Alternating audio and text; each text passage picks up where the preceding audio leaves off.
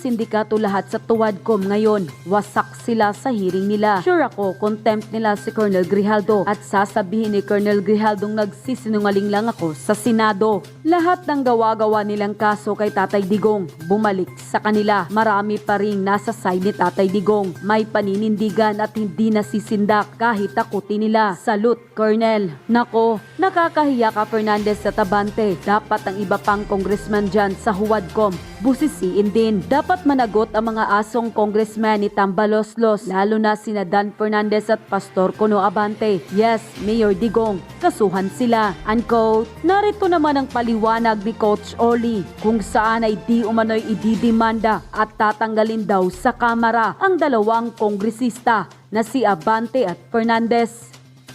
At nako, painit ang usapin ngayon. Sabi nga natin, hindi laging Pasko. Kaya ngayon, bumabaliktad ang mundo. Ito si Dan Fernandez at saka itong obispo ba ito? Alagad daw ito ng simbahan na ito si Abante. Nako! Ididimanda at tatanggalin sa Kamara. Nako yan, pag-uusapan natin. Kaya ngayon, nag-aalsa Poncio Pilato itong mga ito, naguhugas ng kamay. Hiyang-hiya naman kami sa inyo, ang lilinis nyong dalawa. So pag-usapan natin, itong mga napahiya ito Babalikan sila ni PRRD. Yan ang sinasabi ko sa inyo Ginagamit ninyo, di umano, ang sigaw ng taong bayan. Kayo ay inaabuso ninyo ang inyong kapangyarihan. Yung pala, mga ipokrito itong mga ito. Sige, tingnan natin. Sir, I understand may mga statement na nagutay kahapon denying the statements of Grijaldo. Pero just to be clear, para mas maipaliwanag lang po sa ating mga kababayan. So, may nangyari nga po bang private meeting about dun sa statement nga with Grijaldo? And ano po kaya yung reason kung meron? Ito private meeting. Tingnan natin kung i-deny o hindi. Nagkaroon sila ng private meeting with Grijaldo. Na bakit siya kailangang ipatawag in private? Si Grijaldo po. Mahaba yung sinabi pa ko na Chairman Abante.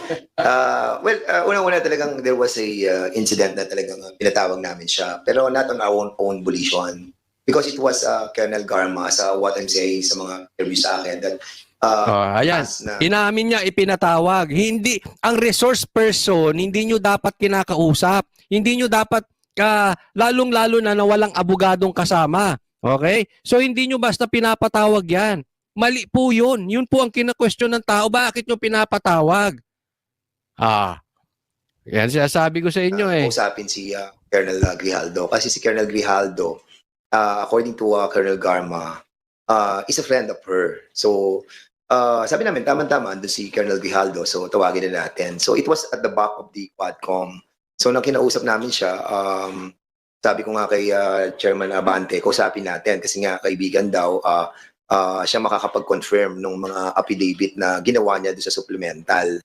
Papalusot ka pa. Nandiyan na kakausapin nyo pa. Pwede nyo namang tanungin na may nakaharap na camera na naka-under oath. Bakit nyo pa kailangang i-confirm kung ano-ano? Di ba? Hindi nyo na dapat kinausap pa. So, what we did was, yung lawyer, sinabi namin na pumunta para in the spirit of transparency. Kasi mahirap naman na kami lang. Kasi we always see to it na dapat talagang merong kasama. As a matter of fact, yun din na sinabi ko sa media, that prior to the Quadcom hearing, nagkausap kami ni Colonel Garma. And I asked the permission of the chairman to be with me. And he accompanied me para at least... Ito po ang issue dito kasi baka hindi pa alam nung iba, no? Ito si Colonel Grijaldo ay sinabihan na meron talagang death squad. Okay? So sa madaling salita, gusto nila na idiin ito si Colonel Grijaldo si PRRD. Ang problema, ito si Colonel Grijaldo umalma at umamin sa Senado kahapon. Ngayon, ididimanda sila ni PRRD. Ayan.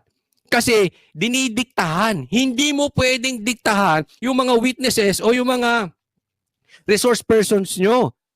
Hindi mo na kailangan kausapin. Ang haba-haba ng hearing, pwede niyong tanungin ng marami ang nakaharap na mayroong camera. Bakit kailangang i-private meeting ninyo?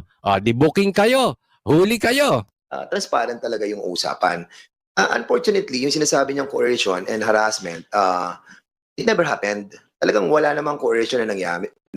And ako, natatandaan ko kasi merong isang tao na naandun sa loob pa eh. Aside from the two witnesses na at the two lawyers ni Garma, si chairman saka ako, and then somebody kilala ko sa mukha, hindi ko lang matandaan kung sino na staff yon. So we were discussing yung I think it was number 17 na sinabi ko ito, sabi ni Garma, mako-confirm mo daw yung sa reward system. Naku, wala po kaming alam dyan. Wala po ako alam dyan. So, pinoint ko pa yung iba in 1999. Tama yung sinasabi niya. Ito pa. Gustong ipa-confirm. Kaya nga ididikit sa death squad eh. Ipa-confirm yung reward system. Ibig sabihin, pagka meron kang nadali, meron kang napatay, o kung ano man, meron kang reward. Na i-deny ni PRRD, dininay yan. Wala yan. So, gustong ipa-confirm na itong dalawang napakatinong mga walang kasong mga congressman. Para idikit kay PRRD. Ang galing, no? Pero yung kinuers namin siya at hinaras namin siya, kasi ang coercion talagang gagamitan mo ng threat eh. Gagamitan mo siya ng force eh. Pwedeng hindi. Sa kapangyarihan nyo ngayon, pwede mong, gaya na sabi niya, di ba? Tinanong siya ni Abante, ilang taon ka na lang. Iyon ay matindi. Pwede kitang ipapromote pa. Pwede ka pang maging general. O pwede kang halungkatan ng kaso. Mamaya ipapakita natin meron silang kasong hahalungkatin dito. Kung ginamitan natin siya ng force during that time, di ba? There was still a lot of time for him to react. Unfortunately, hindi niya yung ginawa. At the same time, we cannot do that. Alam mo, it's so unethical for the two of us not telling, yung sa mga chairman, like si Ace, si Chairman Acop, saka si Congressman Paduano, about do sa issue yon. Kung pipilitin namin siyang magsalita. And it will be against sa ating procedure na to bet first yung mga magsasalita para at least sigurado tayo. So yun yung tunay na nangyari. But of course, may din ako sinasabi. Yun ang tunay na nangyari. Sabi mo, kwento mo yan eh. Okay? Meron siyang ibang kwento. Pero the fact remains, kinausap nyo in private. Yun ang hindi nyo madideny. Sa katunayan, ipinahiya pa nga ni Karen Davila ito si Abante kanina. Iyon ang idiniin eh. Di ba? Idiniin. Bakit nyo kinausap? Hindi po pwede yan. Na issue na yung reason kung bakit niya ginawa yon. Well, yun yung aking analysis dun sa pangyayari. Bakit nila ginagawa to against us? Well, unang-una, demolition yun. Pangalawa, bakit nila ginagawa to sa amin? Baka kasi yan ang totoo. Congressman na merong speaker na Martin. Baka naman kasi yan ang totoo. Tapos sabi ni Dan Fernandez, ito'y demolition job. Nye? Sila pa ang demolition job?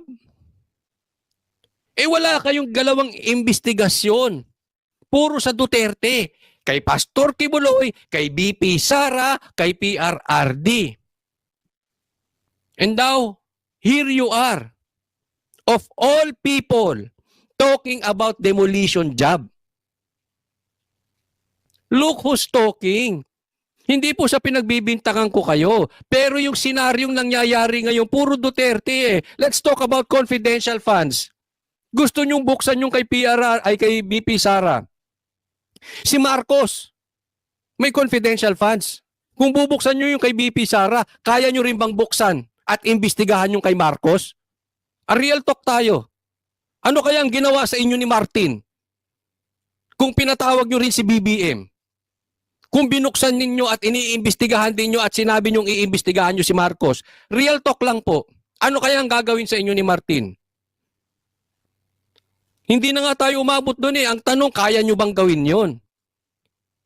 In the spirit of fairness and equality, gusto nyo bulat-latin, ipaliwanag ni BP Sara yung confidential funds. Yung kay Marcos ba kaya nyong ipaliwanag? Or even, mag-try man lang kayong imbestigahan ang confidential funds ni BBM, ni Marcos Jr. Kaya nyo? Oh. Now, here you are talking about demolition job. Eh, wala na kayong inatake kung hindi yung mga lahat about Duterte. Yung totoo lang. Di ba kahit tanungin ko yung mga manunood dito, nagsisinungaling ba ako? Oh, ano obserbasyon nyo? Kung may demolition job, the demolition job is to demolish the Dutertes. Hindi po kayo. Kayo yung nakaupo, kayo ang dikit kay Martini, kayo pa may demolition job. Wow, ah. Hiyang-hiya ako sa inyo. Wow. Wow. It's an attack against me and well, against you. And most likely, they really wanted to discredit the whole of the Quadcom. Alam mo talaga, sa totoo lang, discredited na ang Quadcom. Di ba? Ito, it shows na yung mga nilalabas na mga patungkol dito sa mga pinagsasabi about Pastor Kibuloy, kay BP Sara, kay Duterte, hindi natin alam kung pinagkakausap nyo rin eh. Oh. Wag na tayo magbintangan kung diniktahan nyo o hinaras ninyo or what. Yung the fact na pinagkakausap nyo in private, hindi na natin alam kung ano na eh. Di ba? And it's quite unfair, no, to all of the members of the Quadcom, especially the chairman. What happened nang invite namin with our own volition na to talk to Colonel Grijaldo because it was asked by Colonel Garma. And sa amin, yun na nakita kong hiniling daw ni Garma. You should know better than that. Kayo ang mambabatas eh. Kahit abogado ka man or hindi ka abogado, you have no excuse. Ignorance of the law excuses no one. O, di ba? So, lalong-lalo na yung mambabatas. Alam mo, dapat hindi nyo na kinausap eh.